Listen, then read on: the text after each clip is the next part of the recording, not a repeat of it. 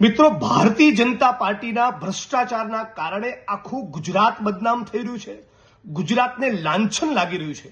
ગઈકાલે કોંગ્રેસ પાર્ટીના મારા સર્વોચ્ચ નેતા મલ્લિકાર્જુન ખડગે સાહેબે આ દેશની પાર્લામેન્ટમાં સંસદમાં મુદ્દો ઉપાડ્યો કે નરેન્દ્રભાઈ અને અમિતભાઈ આટલા બધા મર્દાનગીની વાતો કરતા હોય, આટલા બધા પાવરફુલ અને સ્ટ્રોંગ હોય, તો તમારા ગુજરાતમાં 1.3 લાખ કરોડનું ડ્રગ્સ છેલ્લા 1 વર્ષમાં જે પકડાયું એ પૈકીનું મોટા ભાગનું ડ્રગ્સ ગુજરાતમાંથી કેમ પકડાયું?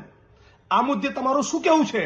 કેમ તમે એક શબ્દ બોલવા તૈયાર નથી? કેમ ગાંધી અને સરદારના ગુજરાતમાંથી આટલું ડ્રગ્સ કેમ પકડાઈ રહ્યું છે? આ છતાં ભારતીય જનતા પાર્ટીના ગુજરાતના રાષ્ટ્રીય સ્તરના તમામ પ્રવક્તાઓ, તમામ સાંસદો, તમામ મંત્રીઓ ચૂપ. 8 ચોપડી પાસ ગૃહમંત્રી, રાજ્યના પોલીસ વડા, રાજ્યના મુખ્યમંત્રી તમામ ચૂપ. એટલે આ વિડીયોના માધ્યમથી હું ચેલેન્જ કરું છું અને સમગ્ર ગુજરાતની એક વ્યક્તિનું સમર્થન માંગુ છું કે આવો સાથે મળીને માહોલ બનાવીએ કે ગુજરાતની વિધાનસભા 16 ફેબ્રુઆરીથી શરૂ થઈ રહી છે.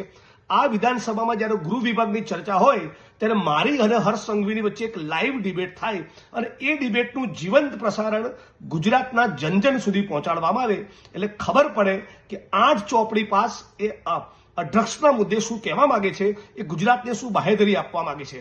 ડ્રગ્સના કાળા કારોબારના મુદ્દે ગુજરાતની વિધાનસભામાં ડિબેટ થાય અને એનું જીવંત પ્રસારણ લાઈવ ટેલિકાસ્ટ થવું જોઈએ.